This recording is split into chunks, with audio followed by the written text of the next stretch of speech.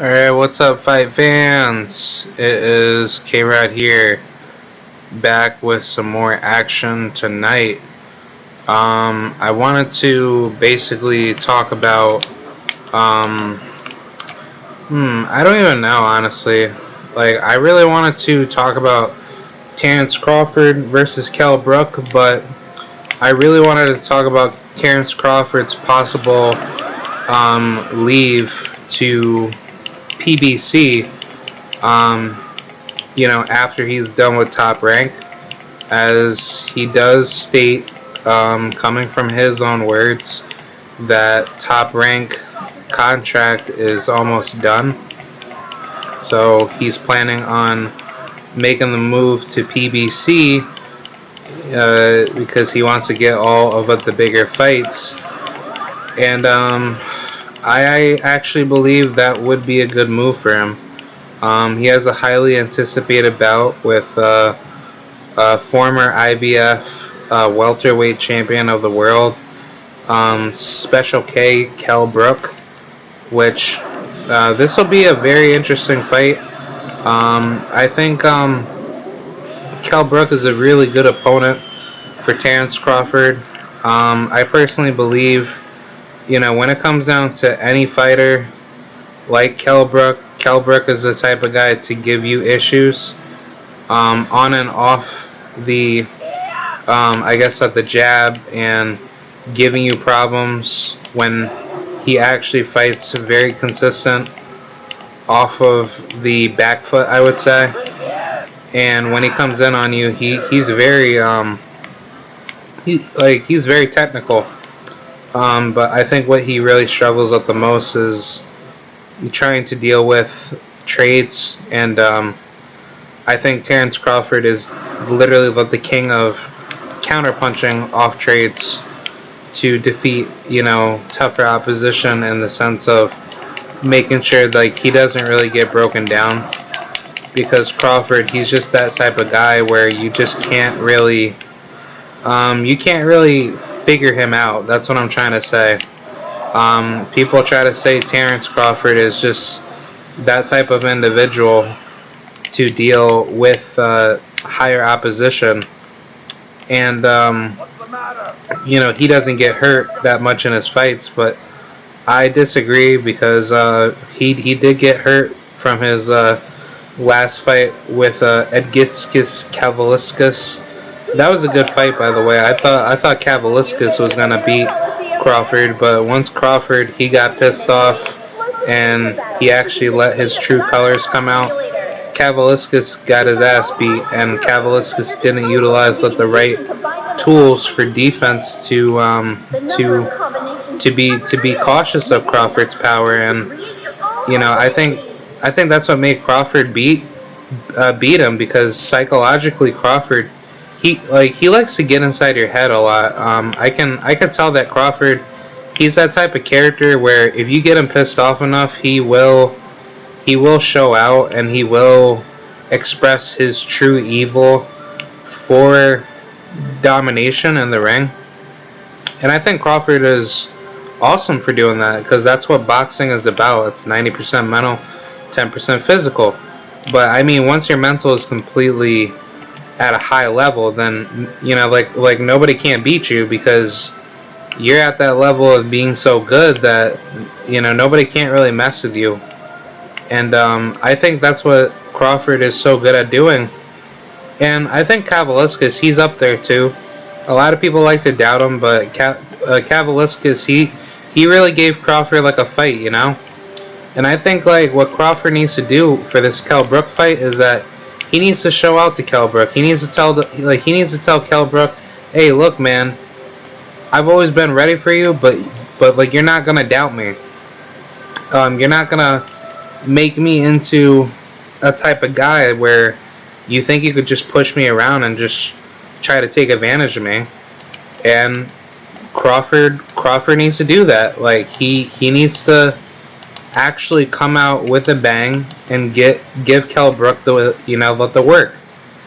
And I do believe Kell Brook will get exposed, but the exposure that Crawford can probably show out to Kell Brook could be at a massive greater level if Crawford doesn't think through. Then he can easily get taken down by Kell. But I think either way, Crawford, he got this in the bag.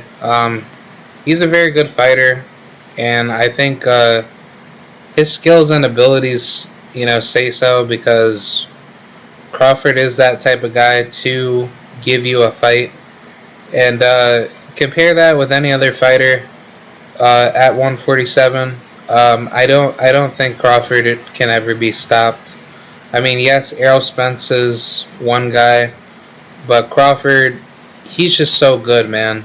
I know Sean Porter, he's calling him out, and guys like Jaron Ennis, he's calling him out. He's on the come up, but Sean Porter would be a very good test as well. But I just think either way, it's such a hard match to even get into, and even find out what what the capabilities are. And I think that's really what makes Crawford super special for his fights.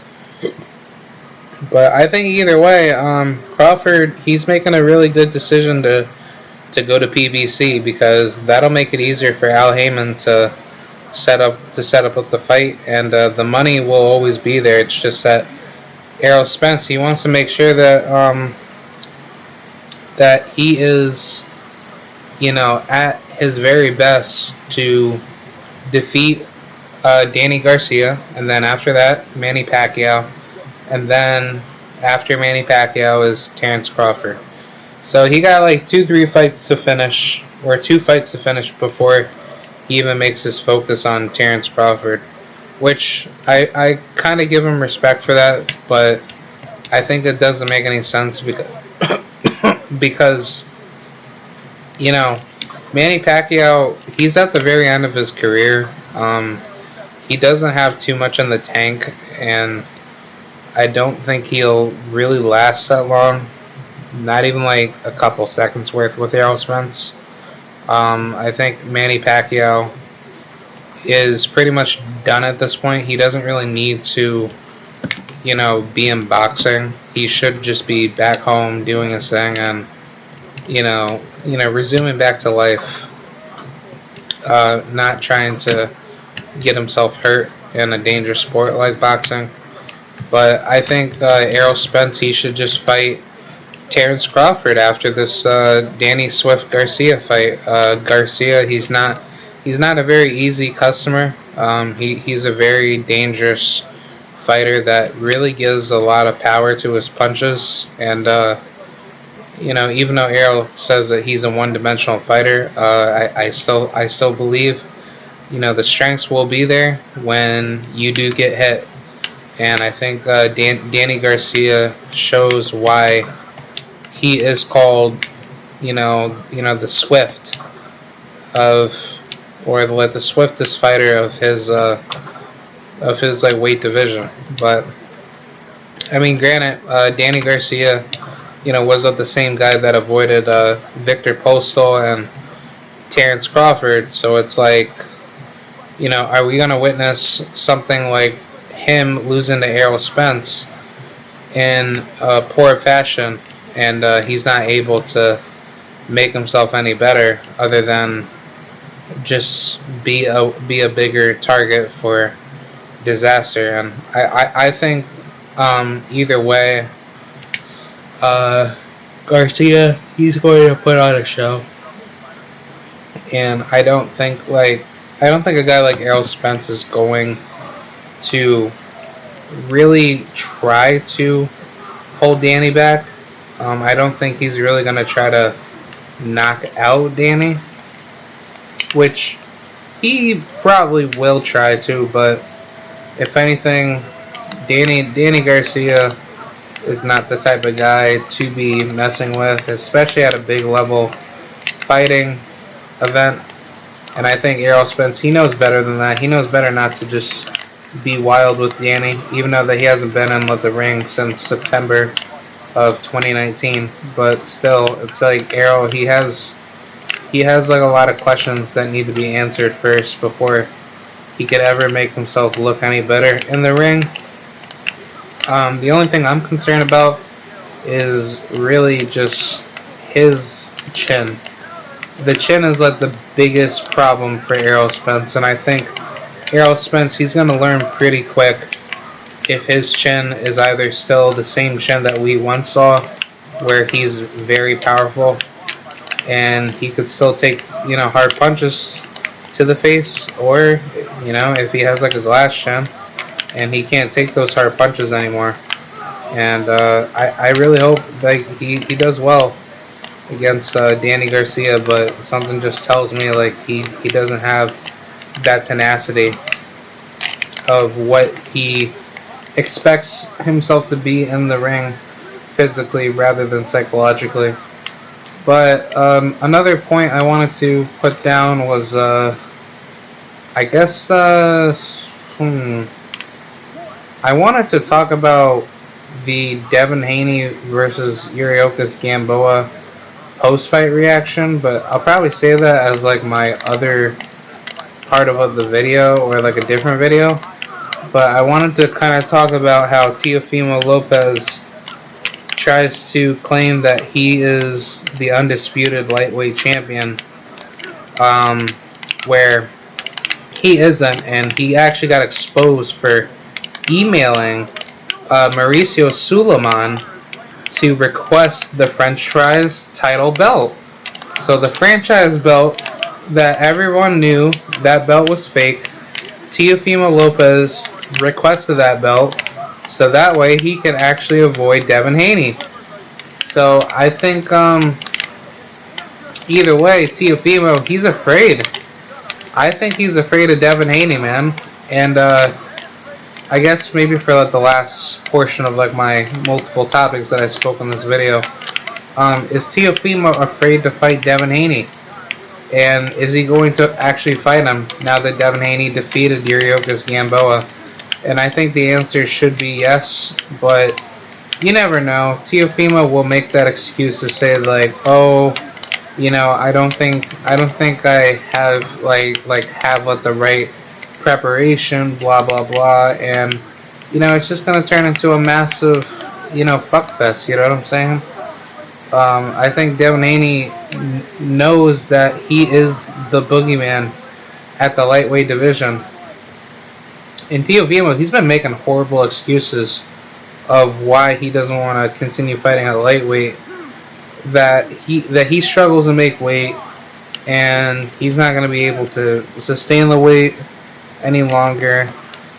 And then he said like once he moves up to 140, he wants to give the winner of Jose Ramirez versus Josh Taylor.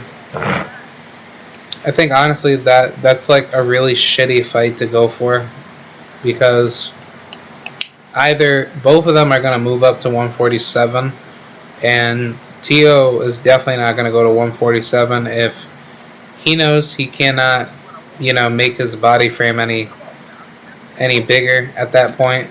I think Teofimo is naturally good at 135 pounds, but then again, if he's good at 140, then he's good at 140.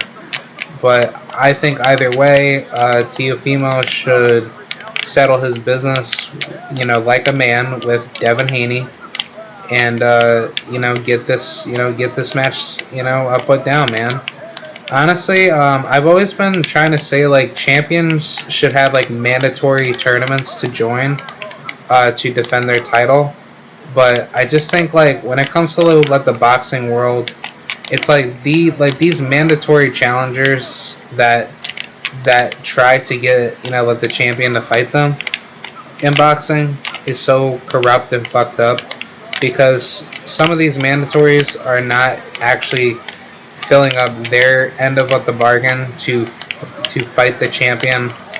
I would say like at an equal playing field, where, you know, obviously we could see with Deontay Wilder and Tyson Fury, but whenever we do see a champion fight other fighters instead of their mandatories to avoid, you know, better competition, it always ceases to amaze me that whenever the mandatory wants to fight the champion doesn't honor it, and you know, there's really no like repercussions being put onto that champion to say, okay, you avoided your mandatory, you have to lose your belt, and then you know your belt will be on the line for another fight to be made unless you know elect yourself to fight your mandatory and then you keep your belt, and then you know if you win the fight then you keep your belt, but if you lose at the fight then you lose your belt and then you lose more extra ranks, so that way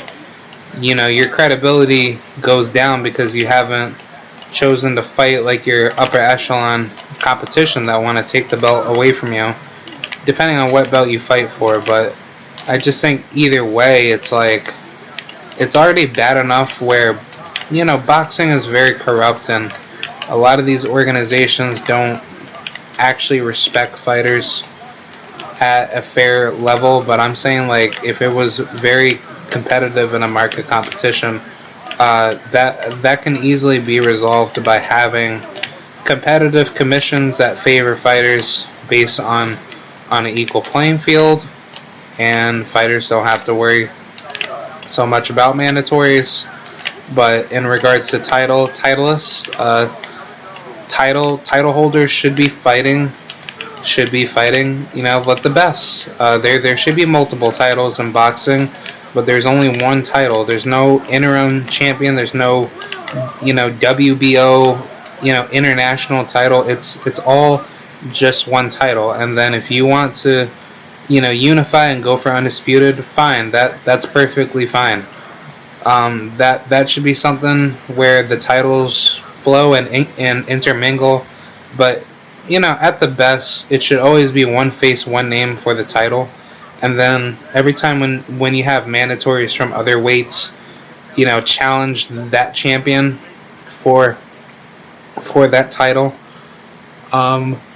That will, you know, fluctuate, you know, the spread of competition a lot faster. Where it's not just like, okay, like I do like one face, one name, just for one title, but I think multiple titles would be a lot better if there's only still one face, one name, but the division is held at a very extreme market competition consensus where fighters actually fight tough fights every time they try to fight, and then their rankings get updated at all title commissions, and then however you play out is how you play out for your title fights. And then there's no avoiding anyone, and then there's competitive fight leagues or whatever that could be available to fighters if they want to go that route, or have like maybe like free agencies where fighters can voluntarily agree with promotional companies and fight networks to make sure that they get paid a lot of money for their fight. But I think either way, it pretty much makes its way work when the market is left alone, and you know fighters can consensually agree at a equal level or equal playing field level to know what they want to get themselves into. And that's what needs to be there, you know. Yeah, that's where it needs to be in the sport, you know. So I think either way, it would be pretty good to see that, and that would make the sport a lot cleaner and a lot better. I'll also have like advanced testing and all that stuff, so that way no fighter is tampering anything. So yeah, either way, I think Terrence Crawford made a great decision in considering to go with Top Rank, or to go with PBC. If that is to be the next move, I highly congratulate him. I hope that turns into a big success, and Terrence Crawford does this thing to dominate his division and he can make a lot of things happen.